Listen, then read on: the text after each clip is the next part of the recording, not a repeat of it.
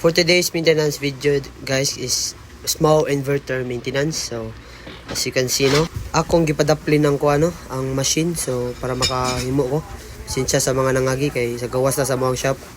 And gan screw ni nako tanan hasta ang kaniyang handle kay need man gud ni sila i-maintenance. As you can see, gi-screw gid nako.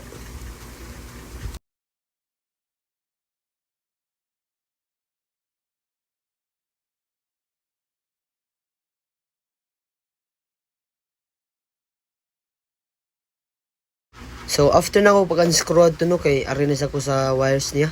Akong gitrapuan og tarong.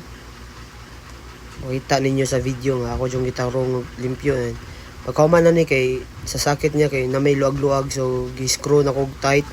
I screw it tightly.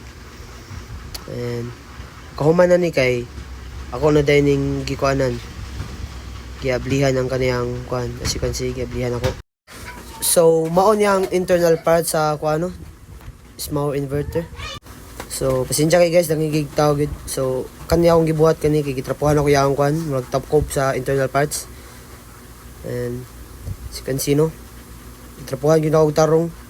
And after nako trapuhan niya kay ako na sa gilimpyo ng internal parts, gisit aside sa nako, gitrapuhan gyud ako tarong, gigamitan ako brush para makuha ang mga abog-abog sa internal parts. So after nako brush no sa internal parts kay ako na sa gigamitan sa kuan trapo nga gigamit kaniya. And as you can see hugaw na mo kay ng trapo. So akong gibusdak-busdak kay daghan na kay nag-build up nga abog. As you can see no. Gitarong gid ako nya. Nasa koy gipang screw tight diri kay nakoy mga nangkit-an nga loose nga mga screws. So after na og screw no kay ako na sang gikuanan gitrapuhan og balik. As you can see. And after ni kay ari na sa ko sa luyo sa part. So after na ko limpyo gyud thoroughly sa internal parts niya kay nakaunahon na ako diri nga ako lang itakob og balik ang iyang takubanan kay para nahuman naman ko diri sa internal parts. So as you can see no, itabunan gyud ako og balik. And kuan sa ang gitarong gi-screw pud nako balik ang handle niya diri. Pasensya na balin ako taod.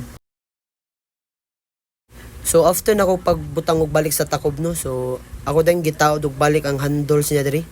Kay mao na niya ang last part sa ko ang maintenance video karon sa small inverter. And enjoy watching kay mao na gyud niya akong last ug wala na ko ma-explain. Thank you.